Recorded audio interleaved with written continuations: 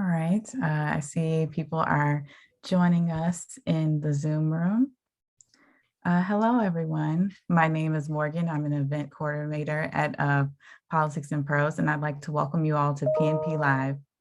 Soon, I will drop a link in the chat for where you can order a copy of Off Our Chests, a candid tour through the world of cancer, straight from PNP's website. You can ask our speakers tonight a question by clicking on the Q&A button at the bottom of your screen. And we'll try to get to as many of those as we can towards the end of the program, but we also apologize in advance if we don't have time to address your question. Also, there are auto captions for this event by hitting the live caption button at the bottom of your screen. Let's introduce tonight's guests. John Marshall is a medical oncologist and a professor at Georgetown University, and he is an internationally recognized expert in gastrointestinal cancers at the development of new treatments for cancer. He has been outspoken on controversial issues in cancer research, including his criticism of the dominance and success of breast cancer advocacy and research at the unfortunate expense of other specialties. Liza Marshall is an attorney who retired from the practice of law in 2005 to manage her family. She then became involved in the establishment of cancer support organization in the Washington, D.C. area, and she remains deeply involved in their work. In 2006, when she was 43 years old, Liza was diagnosed with a high-risk stage 3 triple negative breast cancer.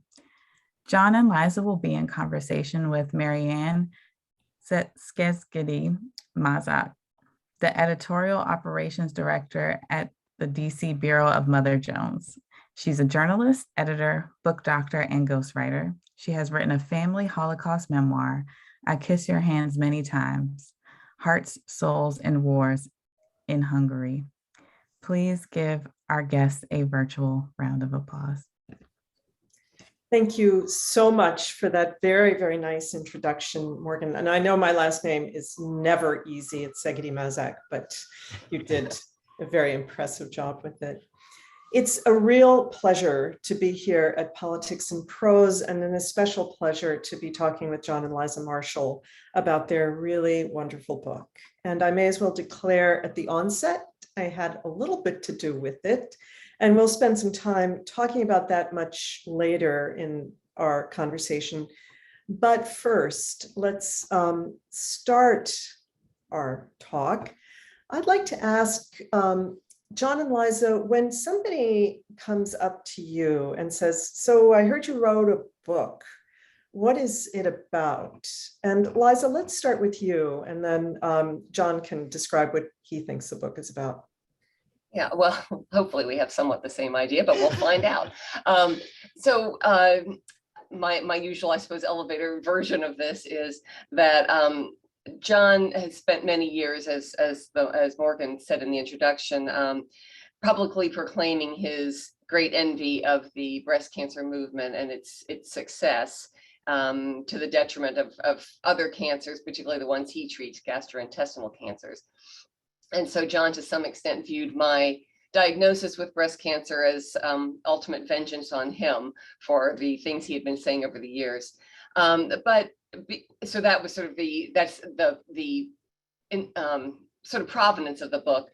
But it really, we hope it's a opening of the doors to people in sort of the three main areas, which is sort of patient, caregiver, and the healthcare community, to what a cancer diagnosis looks like from day one, and the effect it has on people, and then the effect the whole treatment process has on everybody in that sort of triad. Yeah, as with all things, it's really all about me. That's what the book is about. And but in the end, it for me personally, it became about therapy, to really get some feelings that I had and that needed to get off my chest, so to speak. But and as you know, we sort of wrestled over, is this book a how-to book? You know, the feeling, and it couldn't be, right? There's no one recipe, there's no one step-by-step piece of advice you can give to anyone going through a cancer or a serious illness diagnosis. And So it became more of an experience, if you will, and our perspective and our insiders look to it from all the different angles, that it sort of ends up being a little bit of a how-to book, I think, but not just for patients and caregivers. What we sort of discovered is that it's also for the white coats in this relationship, that we all could use a better insight into what it feels like to be on the other side of the room, and how to better improve that relationship between the medical people, patient, and caregiver, that sort of triangle. So we hope it's something that sort of speaks to that and improves that experience for everybody. Yeah, we're going to get to that because I'd like you to dig deeper into each one of those areas specifically. But as we all know, it's October, and that means that it's Breast Cancer Awareness Month, and there are a lot of pink ribbons all over the place. I want to hear from both of you why that's a good thing and also why it's not.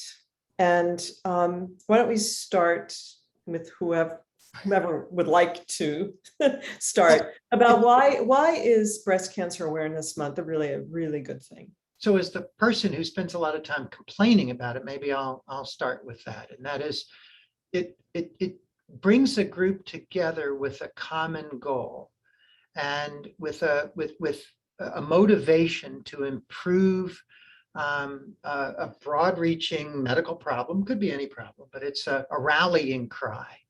And it's been very effective and around raising money and raising awareness. And it really is a demonstration of what that sort of crowdsourced activity, collaborative activity, can do for a serious illness. When breast cancer awareness was starting back, Betty Ford was really when all this starts, or even before that, breast cancer was just terrible. There was, the outcomes were bad. People weren't getting screened. The treatments were barbaric. The surgeries were bad. And what we've seen is this, revolution in treatment to where now breast cancer really enjoys among the highest outcomes and best outcomes of all of the sort of rough cancers. So it's, to me, a demonstration of what can be done, what's possible. Well, Liza, why do you think it's okay? Go ahead. Sorry. Yeah, I think John has said, and I think he says in the book, I mean, honestly, without the breast cancer movement, I probably wouldn't be here today. So very personally, I think that it's a good thing. But I came into this with,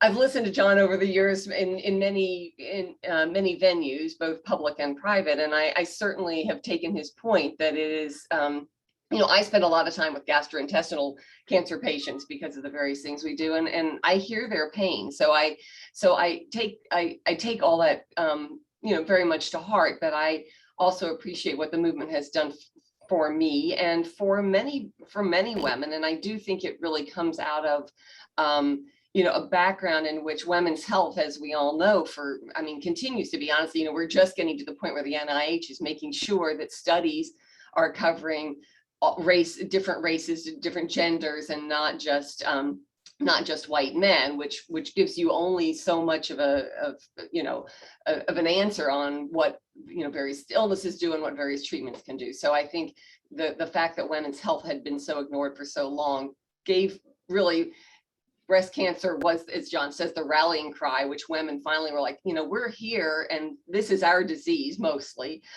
certainly primarily, and we are gonna use that to advance the cause of women's health generally. But we lost our sort of sensitivity to, if a nurse is taking care of a patient with colon cancer and has a pink ribbon on her white coat or his white coat, what's it saying? That I'm in favor of that one and not the one you have? Or when the lobby puts out a pink ribbon, or the White House this October 1st was lighted in pink for Friday morning. What does everyone else see in that? And it's really and I think we've been insensitive to those people about what that message is. And, and part of the reason why I'm out there saying it out loud is sort of defend the other folks and try to balance this out of it, not to take away from, but to model for everybody else the same sort of unity and results that come from it. So that was a little bit of your criticism, very carefully That's all I delivered. get. That's all I get. So give us a little bit of context about life. What was the life of the Marshalls like before Liza was diagnosed? Well, it was our children were 10 and 13, and which probably explains a lot about what our life was like at that time. John's career was really building. He traveled maybe every other week at that point. I had relatively recently retired from the practice of law. And, we were both doing our own things. I was doing a lot of volunteer activities, and John was doing his things. We came together for the kids' things, who's taking so-and-so to practice, who's going to make sure that piano practice goes well. And, but we really were working on parallel tracks. I think we had sort of drifted away from each other in, I won't say in many ways, but in some ways. We were probably not good about the, what weekly date night that one's supposed to do to keep your marriage alive. So, yeah, I think I did give you that one year for Christmas. I Yeah. think I did. At least once a month, we were going to go out just to make sure we could still Right. go out to dinner every now and then. So that's really what it was like. And we were also, I was, I think, more than Liza, but sort of resentful, because I felt like I was really working hard and, dedicated and I was jealous of not having to go to work and that sort of thing. But I think this is the way a lot of couples are in that time of life when everybody's busy and the kids need a lot of attention, and you still like each other, but you don't have the kind of time to spend. And what you're doing is important to the team. But it's less about being a couple and more like being a business, if you will. And we had to do our jobs to keep the business running. So then there was that Thanksgiving period many years ago, thankfully. Describe that morning and describe what had happened before then. Yeah, well, so I had a biopsy earlier in the year that turned out to be benign. And I woke up one morning in November and looked in the mirror and my breast looked swollen, which seemed very odd. And I mentioned it to John, and he didn't seem terribly concerned about it. He had his own observation of me. He actually apparently independently observed that my breast was what he refers to as tethered, which I think is a term of art. But indicated that it was likely, I guess, that I had a fairly severe form of breast cancer, but I did not notice that. And I didn't really think that a swollen breast was how breast cancer presented. So I didn't think much of it, but I did go in. We did a mammogram, nothing showed up. They did an ultrasound, couldn't really find anything, but decided to just sort of shoot blindly right into my breast with a needle to see if they could find anything. And so, the Monday morning came, and I was on the phone with John, and we were talking, and we have some debate about how this occurred, but essentially John just suddenly in the middle of our phone conversation said to me, "You have breast cancer." And I thought, well, he's got to be kidding, because why would he be telling me that? This made no sense. This wasn't the doctor I had seen. It didn't seem, why would he be saying that? So anyway, it turned out that he had been accidentally copied on the pathology report. And so he actually is the first person that saw it and told me. Now, fortunately, the person who became my oncologist, who happened to also get the report, came into his office immediately and sort of took over. I will say, John actually, he sort of, I think, panicked and then immediately launched into caregiver / oncologist mode. And I mean, in a really remarkable way. I went off to boil water. Yeah. That's what I did. It turned out to be exactly what we needed. So. Yeah, that's what happened. But what's, the couple of weeks before, when I'd seen this sort of tethering or puckering of the breast when she'd leaned over, I almost didn't believe what I saw, right? It was one of those things where you see it and you don't take a double take, right? But you saw it, right? But then by the time the biopsy and everything had been done, I kind of partitioned it off. I'd kind of forgotten, or maybe hoped it away in some way. And then this thing, not even expecting any news, right? So I'm just going through my stack of papers that's always sitting right here. And there it was, and we happened to be on the phone. And it's interesting. Talk about a day you think you'll never forget.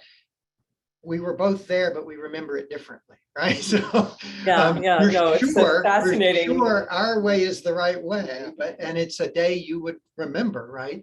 But we do remember it, some of the details differently. Well, I think one of the things that's interesting about a cancer diagnosis is we all spend our lives, I think, sort of, once a month thinking, oh my God, I've got cancer, something is wrong. And, we say it to ourselves in sort of a slightly amused way, but at the same time, maybe it's not once a month, once a year, but oncologists, it's once a week. Okay. Yeah. But then when it actually is that, you're totally shocked. I mean, maybe that's not true for everybody, but it's having prepared yourself mentally for years at event, it's still what we call the wham effect. I mean, you still just kind of walk into that glass door and go, oh my gosh, that is not at all what I was expecting, even though I've had this biopsy and, I knew that was a possibility. It's still just a tremendous shock. But you didn't know exactly how serious it was when you got the initial diagnosis, did you? Well, I didn't really understand much of anything. No, I mean, they had already tested it. I think at that point they knew it was triple negative, but I didn't know what that meant. And I knew it was, just when it was biopsy, they didn't actually find a primary tumor. They found cancer cells in my lymph system, which now I realize cancer in your lymph is not really good. I mean, it's the beginning of metastases. Fortunately, mine did not, but it was certainly it was working its way, as cancer likes to do. But so I don't think John may have gotten more out of the path report than I did, but I didn't realize it was a relatively dire prognosis for a little while. Yeah, I mean, let's talk about that dual experience for you, John, because I think you were probably about to talk about it a little bit, but I'd like you to dig into what kind of cancer doctor you are. And when you see a path report like that, and then have to factor in that this is about your wife, could you talk a little bit about what that whole experience was like for you? Yeah. I don't recommend it for anybody, doctor or not. It's not good. I mean, so when I had seen the breast and what it was doing, that suggested this sort of lymphatic spread, right? That I know and was taught and is not good. And this kind of breast cancer called inflammatory breast cancer, when it's involving the skin, I was taught, and is still pretty true, is almost always fatal. And it turns out Liza's was just short of that. But what I thought when I saw the biopsy and now remembered back that mirror vision that I had a couple of weeks earlier, I went to the worst place. I thought, this is it. This is going to be the end of Liza. And here's the beginning of that journey. So it was very hard for me not to think that right away, that's where I went. I couldn't say that because normally you wouldn't know that, right? So the husband, the caregiver wouldn't know that from this data points, but that's what I saw and thought. So talk about going to boil water. I'm like, okay, let's figure out really where we are. So with every then subsequent negative scan, right? So it hadn't spread, it wasn't in the bones, but each one of these were moments, right? Because if it is, it's a totally different story. You're not getting out of it if any one of those tests had been positive. So with each one of those being negative, in a way, it probably took Liza further. It took me back, right? So, okay, we got a shot at this. We might get out of this. And so it went from the darkest place to actually getting a bit lighter as testing went along. But that's only because, you just know what could happen, you know what it looks like. And you don't need somebody to tell you, you can interpret it immediately. That was one of the things, though, that struck me in reading your book was just, you still had Liza make decisions about her treatment, despite the fact that you were the expert. She's Yeah, really, talk about that. she's really mean, and I've never made any decision in our family ever. And so I was not going to change then. This kind of comes, I know. This kind of comes to, how personal cancer is in fact, and how imperfect the care is. And the book kind of goes there about, if we knew exactly what to do, then there isn't an issue. This is what you're going to do, and everybody knows it. But with cancer, you don't know. And the field is moving, and there's trials, and there's differences of opinion, and you don't know if what's going to give you work or not. So an oncologist, in sort of a chicken way, and we all do it, we say, these are your choices, right? Now you pick, right? And there's no way that the patient could get up to speed to understand that, to answer that question. Yeah, but then the patient says, well, what if this were your sister or your brother or your parent? What would you do, Doc? Yeah, well, so this is where, again, I was lucky in that because we were being treated by people I knew and trusted, I really did try to step back and answer questions and fill in the gaps and all of those things as best I could, which I think I did do. But in the end, I wasn't going to tell Liza, you're going to do this study, right, or that study. We were going to talk about pros and cons. I think we agreed. We actually voiced our opinions, but I wasn't going to, recommend, I guess, because in the end, it wasn't me who was going to be taking the chemotherapy. It wasn't me who was going to be going through the different things. So I get your point. I mean, we also sort of reflect in the book about doctors as caregivers. So doctors as patients. Yeah. No, we're going to get to the caregiver part, but I want to go back to. I'd like to hear. No, sorry to interrupt, but I would like to hear from Liza's perspective. Did you feel like wanting to shake John and say, "Could you please tell me what the hell to do?" Or did you feel like, "Great, I can be." I want to be autonomous in this. We're saving something for the second book. This is no,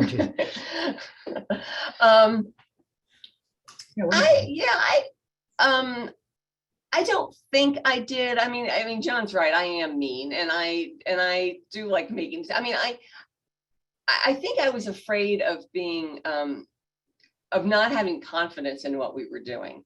And I did really trust my medical oncologist, who was not John. I mean, she's an excellent doctor, and we're good friends with we've been with the lead breast oncologist at Georgetown, who is somebody else who was not my doctor.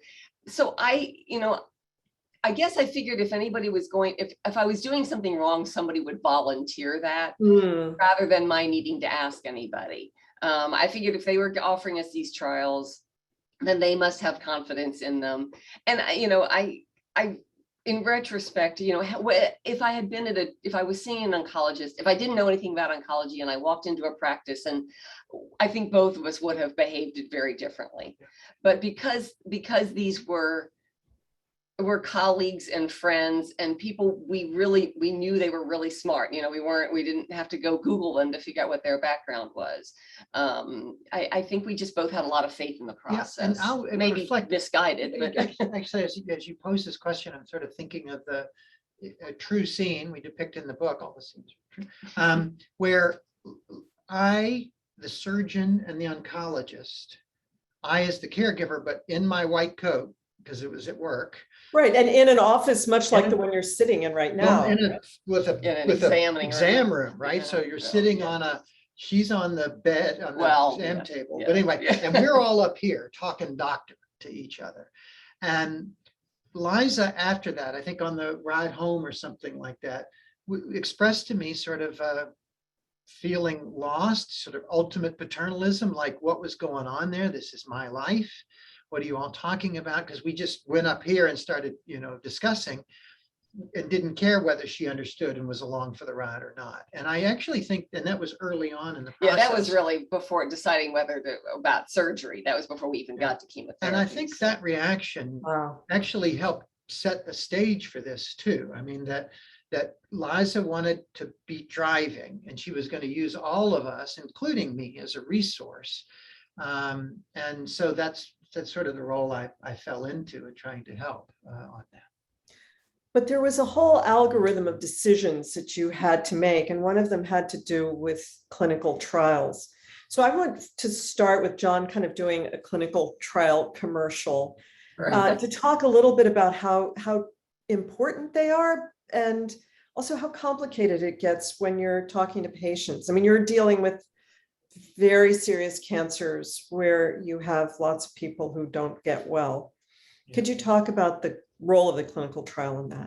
And my guess is some of our audience is either in a clinical trial or has been involved in a clinical trial. So maybe during Q&A they can add in on this. But the standard of care in cancer is not perfect. And we talk about the standard of care as big. We think of it as sort of the ceiling, but we have to remember that it's the legal floor beneath which we shouldn't slip. So, when we're offering somebody today's standard of care, there's always room for improvement. So, and the only way we're really going to get there is through clinical research. And so the more people who can participate in that, the faster we make progress, pure and simple.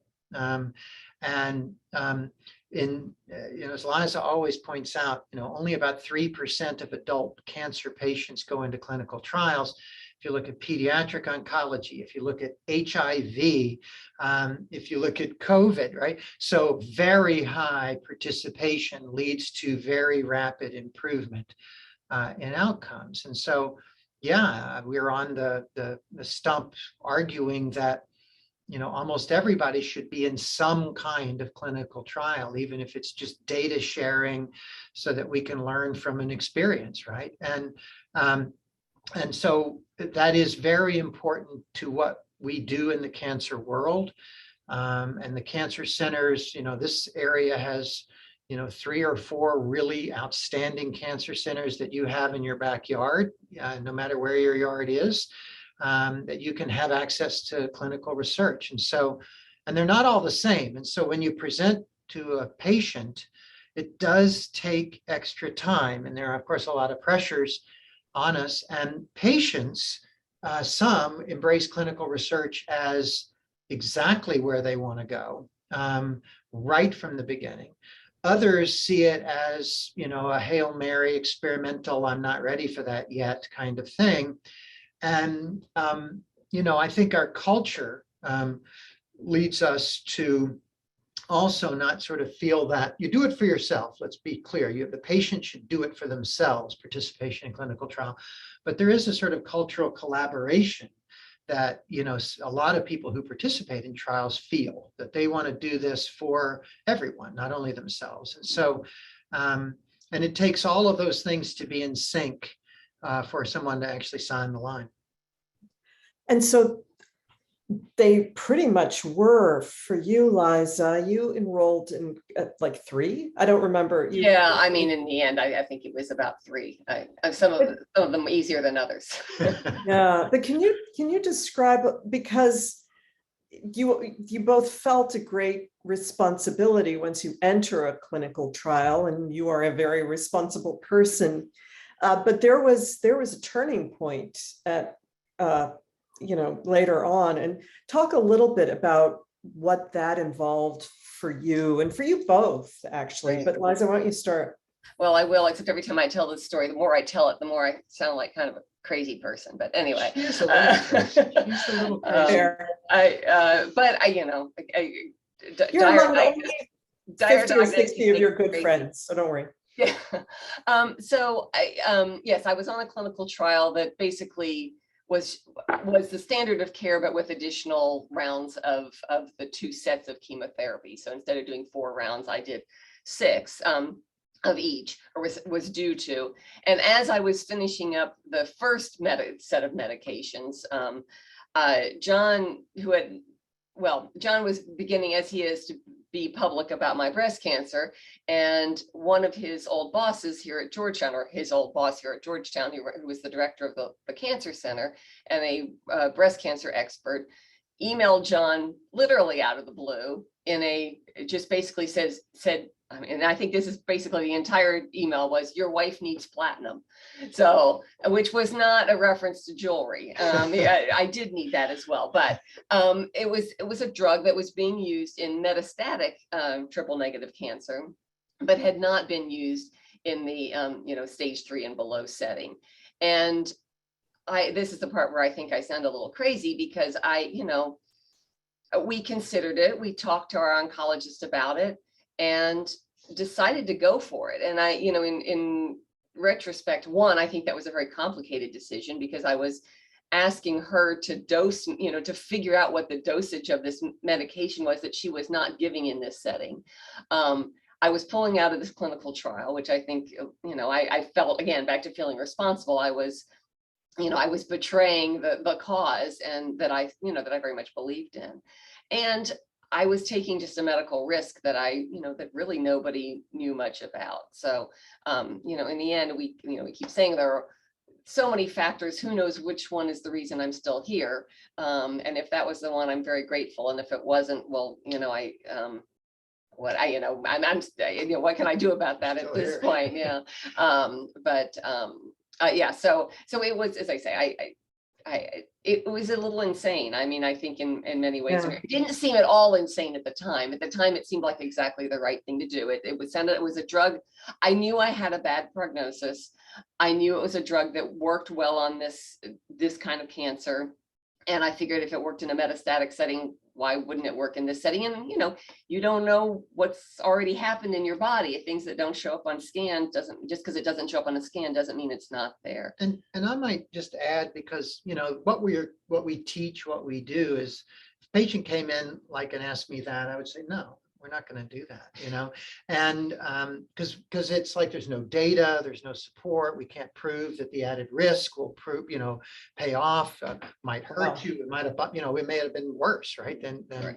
in terms of the outcome. And so you spend a lot of time and emotional energy with patients, talking them back from stuff that, might be kind of logical too. And so it's challenging to you as a physician when somebody brings in, whether it's the crazy uncle recommendation or something that's pretty well medically sound and thought through. And so you feel like, did I miss something?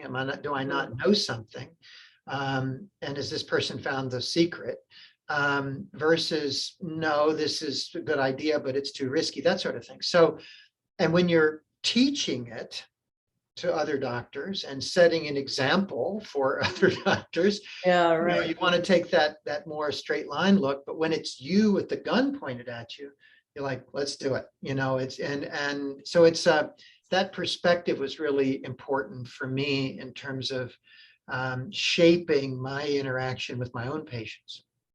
Well, I was just going to say there was a little awkwardness too, because John was the head of hematology oncology, and here I was saying to my oncologist, who might have had the conversation John just said with me, except John, her boss was sitting in the office, looking sort of rah about the idea. So that's a separate but piece of this, but also is why our experience was a little different, I think. Yeah, of course. I mean, you had a certain set of pretty good variables in your favor being treated at the same place where your husband had a high position. We'll talk about some of those liabilities later, but I'd like to talk about this role of a caregiver, because both of you have been caregivers.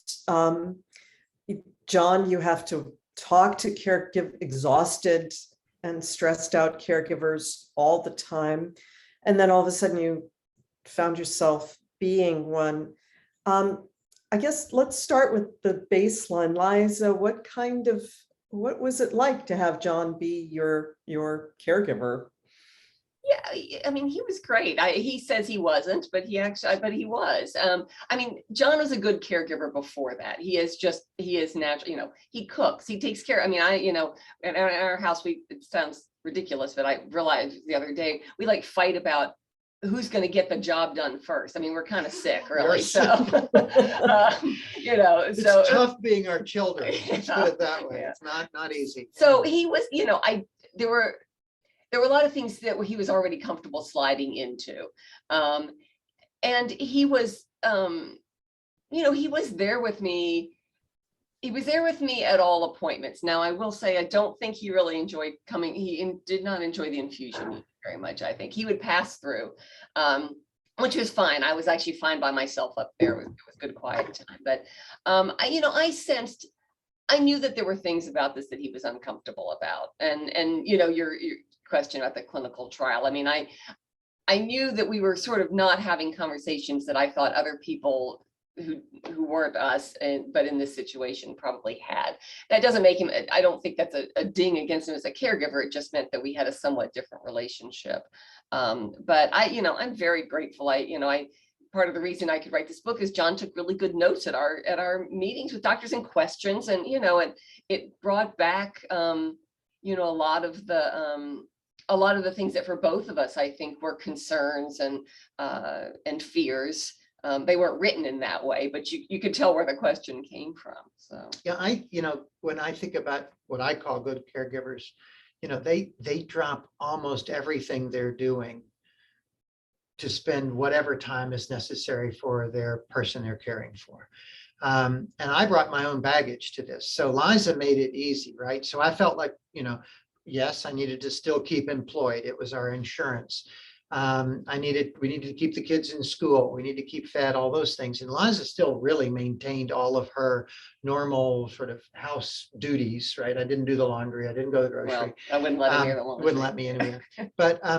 But she was nice enough to get her care here, right? So I could go from my clinic to go sit down in my white coat, be the husband and the caregiver, and then come back and see the next patient.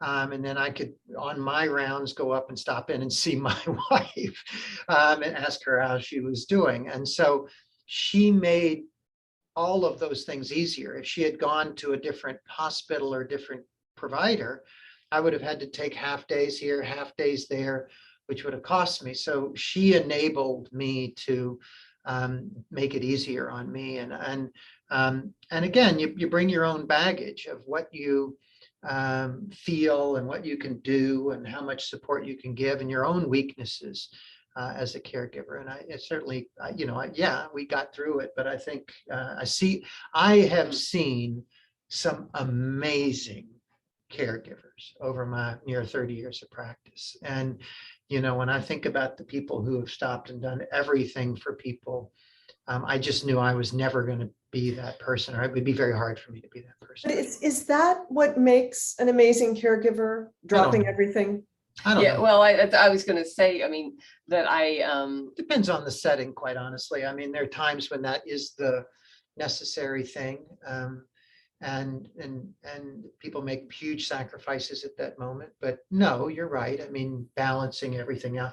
One of our strategies for coping, of course, was trying to just keep living and try to keep things as normal as we could. So, Well, and I think an important lesson that what we hope people get out of the book is that caregivers need to be cared for as well. So it's not, to put the entire burden of your treatment and everything that's going on, as well as maintaining, as John says, his job, his insurance. I mean, all the things that the patient might have to lose, and is really a huge burden. And so I think for not only for the medical community, but I think for patients to recognize how much their caregivers are doing for them, and they really don't get the kind of what I call a free pass that a cancer patient does. I mean, I could give up all sorts of things and everybody, would say, oh, you shouldn't, you're doing too much. Nobody ever said to John, I don't think, you're doing too much. You should step back. You did. People who fed us, there were certainly, but it is a different, caregivers just don't get the kind of, I think, that they don't get treated in the same a little bit of a kid glove kind of way that a patient does. And I think a caregiver may need it almost more than the patient. Yeah, I've learned so much from caregivers. Final comment on, but at the same time, we really worry about those people who are doing this by themselves, who don't have, Mhm. single or whatever. Maybe there's family around, but it's different if you're going with a friend or somebody from work or something. So those folks we really, want to take extra time with for us because we know they're missing a component of the overall puzzle. I'd like to talk a little bit. So we've gone through a little bit of the cancer, the decisions to take platinum and all of that. When did you realize, I guess two questions. I mean, were you afraid of dying? And then when did you realize you were going to be okay? When was that sense that, wow, this might be behind me? Yeah. I was afraid of dying. I mean, I suppose we all sort of constantly are in some way, but yes, I realized that it might be more imminent for me than it is just in a regular day-to-day life. I mean, I tried not to think about it too much, but it was certainly in my mind most of the time. The one of, as I said, triple negative has a dire prognosis, but usually at 3 to 5 years, you're probably at least back to the regular risk, the category that everybody else is in. And so I had actually been told 3 years. And so actually at 3 years is pretty much when I really quit worrying about that, or it toned down a lot. Of course, since I've been told 5 years, so I'm thrilled that I didn't have those extra 2 years of worrying about it. Misinformation sometimes, or maybe not misinformation, but different information can be useful sometimes, and it was for my mental health, I think, in this. And John, was there a moment? I mean, you write in a very affecting way about going wig shopping and some of your thoughts. Could you just talk us through that a little bit? And then also when you realized Liza was going to be okay. Yeah. So I kind of think bald women are hot. So start there. But anyway, the prop, most people think of the wig as kind of, well, not a positive, but a fun thing, or it could be a fun thing. But they're from the cancer side, or at least my side. I don't like them. They to me, I equate them with illness and with frailty, and it really does flash back to my childhood, having lost my mom at 13. So in my mother's closet was a wig. And I saw my mom bald, and then of course she eventually dies in this wispy headed way, with a wig that doesn't fit because she'd lost so much weight, and so it kind of flipped around on her head. And then through my course as a doc, I've just seen lots and lots of people with that same look. So I had real trouble with the wig. I going shopping for it because it just kept flashing back, and seeing Liza in it was a different person, right? Liza bald was Liza. Liza in the wig was somebody I didn't really know very well. So it always kind of threw me a bit when she was wearing it. So I was very glad when that following spring came along and little short hair started to come out, and she went top down almost everywhere, I guess. But there's that part was not fun. We saw it very differently. But then when Liza started getting better, you started having a harder time. Yeah, we sort of flipped. I think you pointed out it was Liza who had the illness, and I'm the one who ended up getting broken. So just briefly, I think with Liza and ours experience, what experience we had, I realized how short we were falling. I personally was falling, and we as a center were falling in caring for everybody else, right? I saw what it could be. And in my position, I wanted to try and get it closer to that. I wanted to try and be as available as Liza's talks were for her, and to my patients. And so, I started to, if you will, tear down the wall of objectivity with my patients, and became closer and closer to them. they looked more and more like us, young middle couples with kids and teenagers. And in my world, they die a lot. So it was, that whole trying to be there for them, knowing how scared you are waiting on a scan result or a biopsy result. And, in the old days, there wasn't a portal. You could just go look it up. You had to wait for your appointment or a phone call. And so I tried to be there for everybody as quickly as I could. And in the end, after years and years of that, I realized it was just really wearing me out. We were talking with Mayo Clinic earlier this morning. We were lucky enough to do grand rounds with them across the country.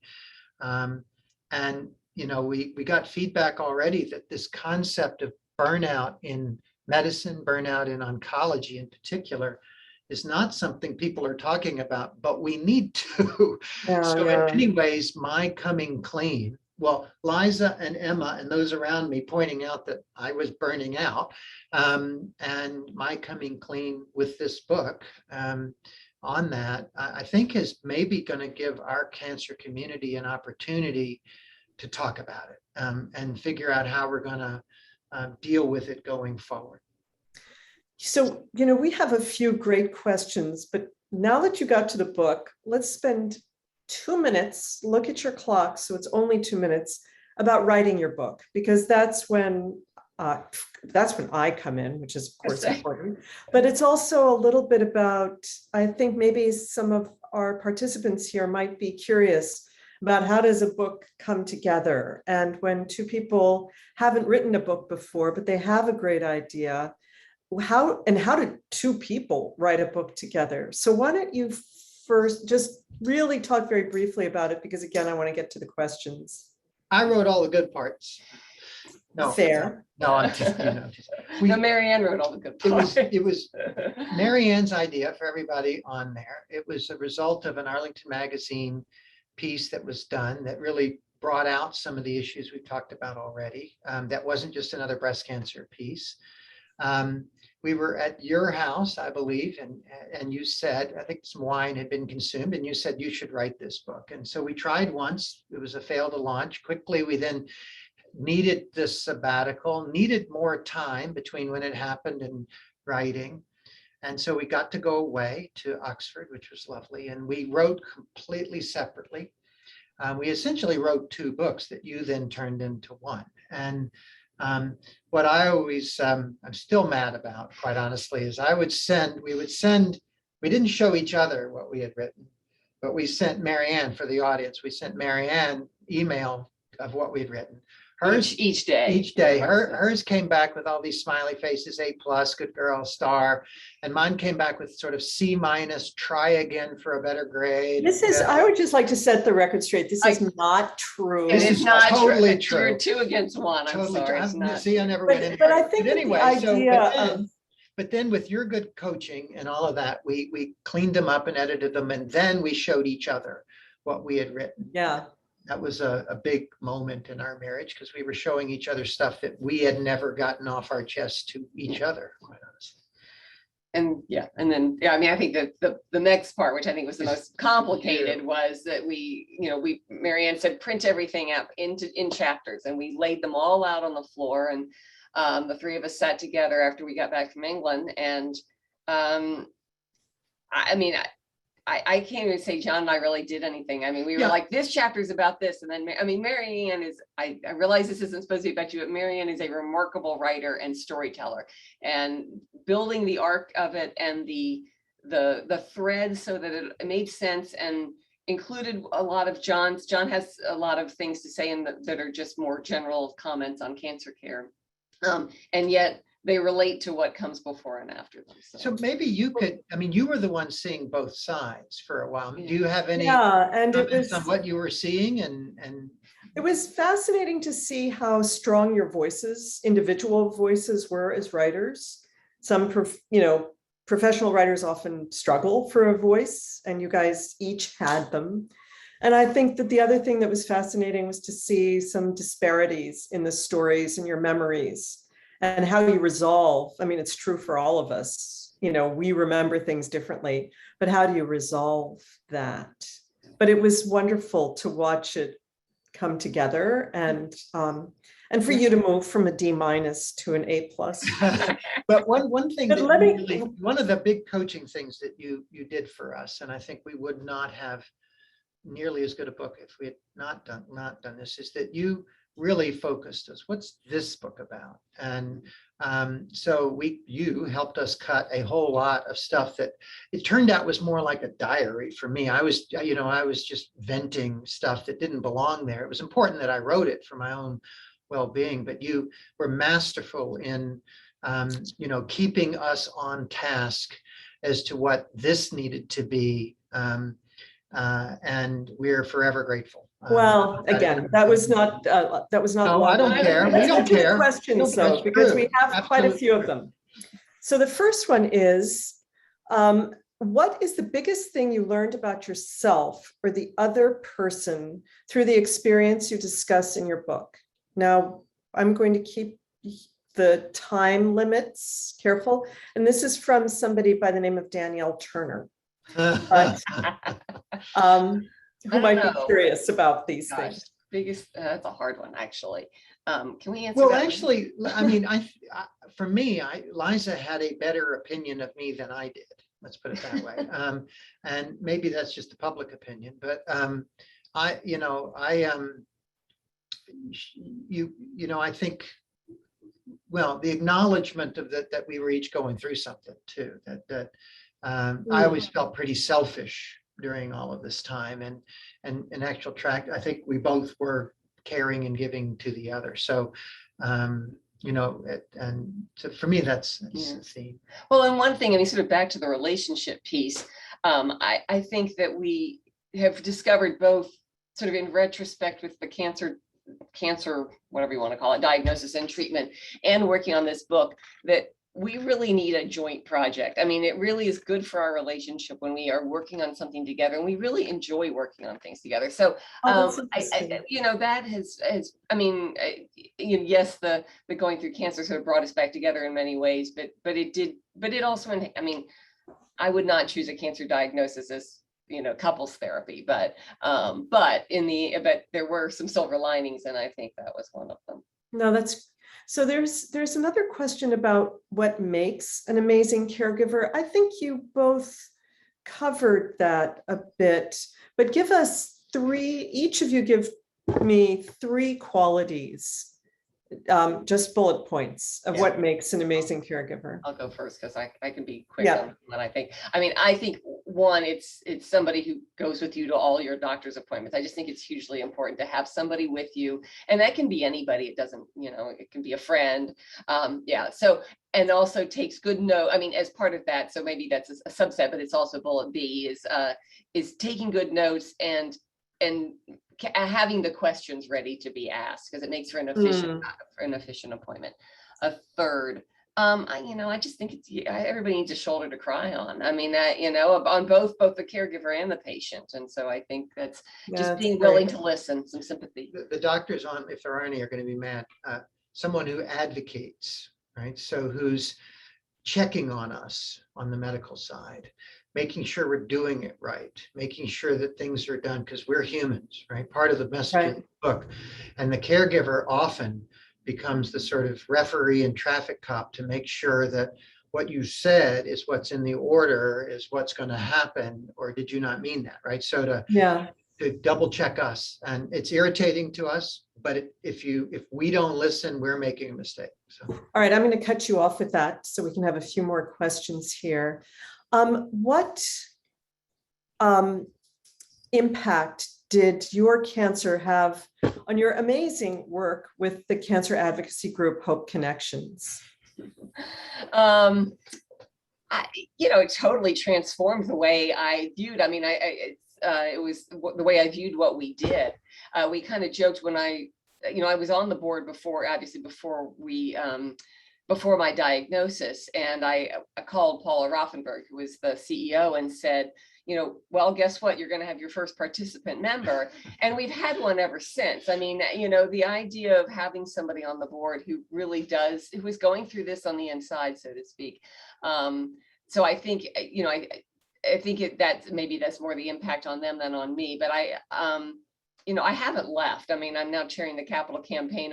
This is an organization that means so much to me and that I think fills such an important gap. I mean, talking about caregiving, not everybody has that shoulder to cry on in their house or nearby. And, having a place where you can go that provides that, I think is crucial. Yeah, that's great. There is a question for John. Was your ability to maintain the role as an oncologist early in Liza's illness protective for you? In a sense, was your white coat like armor that allowed you to create some emotional distance and think more clearly? I don't know. Actually, I was thinking kind of the other way before the second part of the question, is that when I would go from, having a discussion with Liza and then going in to see a patient of mine, I think some of my patients will say that I talked about Liza, not about them. So I was using my patients to help take care of me more than anything. So because I'm kind of out there, I'm on my sleeve. I say what I'm thinking to whoever's in front of me. And I mean, getting back to one way I deal with things is just getting it back to normal, getting everything back in its place.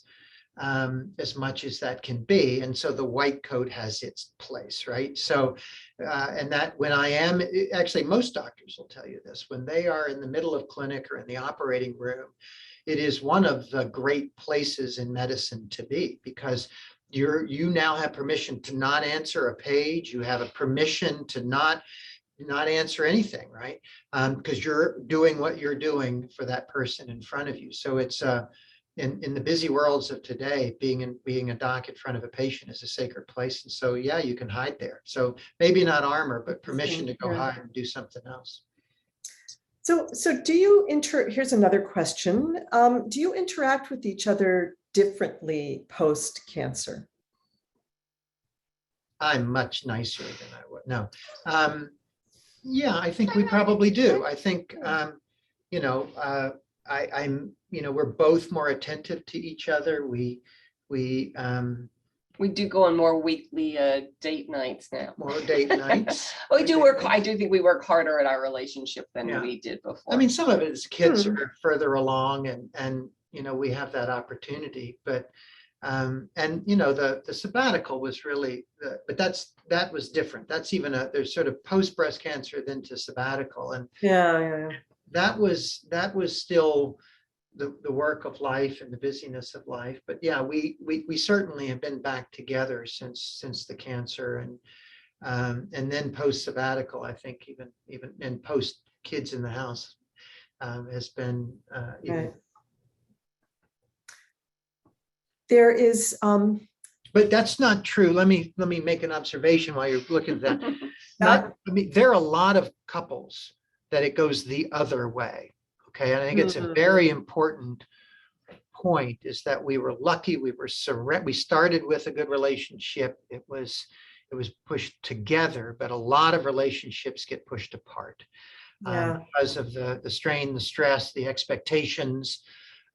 This isn't what I signed up for kind of attitude. So, don't just hear our story. Our story, we're lucky in that sense. So not everybody is so lucky. So there is a very quick and easy question, and then our final question. The quick and easy question is, GI cancer is such a vast field. If you could just mention the place to donate money to, what would that be? We would very much like to come to the Rouge Center for the Cure of GI Cancers. It's okay, we got that. And then finally, how was it navigating the dual role of doctor and father when discussing Liza's cancer with the kids? And I think, Liza, you probably watched John do that as well. And that is, I'm afraid, our last question. We did it together. I mean, a lot of times because I had the language, I would be asked, but we would usually prep if we were going to do something like that. But we weren't private after the initial unveiling. We tried to have discussions in public, and said to the kids, we tell them whatever if something changed. But one of our lessons we learned now, 20, 15 years later, is that we probably could have used a few debriefs with them. That, when they read the book, for example, or the article in Arlingtonian, they were like, whoa, we didn't know that. So at 10 and 14, even though they were very grown up, very bright 10 and 14-year-olds, what we told them, what they heard, how they incorporated it, was not, it was different when they matured. So. Would you like the last word, Liza, before we thank? No, I don't know. I mean, no, when you saw John, when you were I thought he did wonderful, and I very much relied on him. I mean, certainly the day we talked to the kids, I couldn't have said anything. I mean, I was so grateful that he had done this enough before that he could hold himself together to say what needed to be said without making it overly dramatic, and making the kids feel comfortable with where we were, and that, that they could ask questions. I'm not sure they ever really did ask questions, but as John says, we sort of went along, we didn't have conversations behind closed doors. One of our new kids asked a question tonight. I saw that. Well, I just want to thank you both so much for taking the time. And I would especially like to thank Morgan and Politics and Prose for giving us this opportunity to talk. And thank you all for joining us tonight. Over to you, Morgan. Thank you. Thank you. Marianne, you had another book recommendation you wanted to give before we left? Well, of course, this one, and we didn't talk about the cover, but we'll have to have another event. But there is another book which has actually nothing to do with cancer care, but is we were asked what books we're reading. And this is called Perilous Medicine by Len Rubenstein, who was who was the head of Physicians for Human Rights and is now at Johns Hopkins University. And it's talking about doctors and healthcare workers in war zones. It's a different kind of a war zone than the one you're in, John, but it's a very moving and powerful book. So thank you for giving me a chance to do a commercial for that. No problem. And on the behalf of Politics and Prose, I'd like to thank John and Liza Marshall for having this event with us, and Marianne Mazak doing the moderating for this event. I'd also like to thank our audience for tuning in and supporting our events. Please purchase a copy of Off Our Chests from Politics and Prose. The link is in the chat. Our stores are currently open for indoor shopping. And I'd like to wish everyone a good evening. Thank Take you care. all. Thanks, everybody. Very much. Good night. Thank you. Good night. Good night.